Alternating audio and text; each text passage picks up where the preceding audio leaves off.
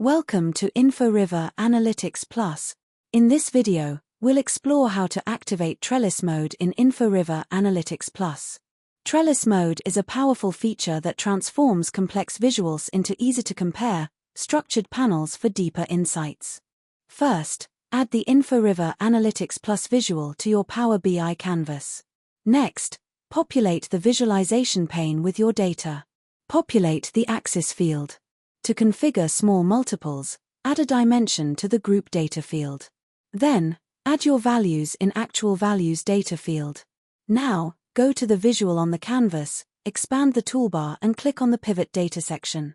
By default, the matrix mode is enabled. To enable the trellis mode, simply click on the trellis icon. Assign your data to rows or columns as needed.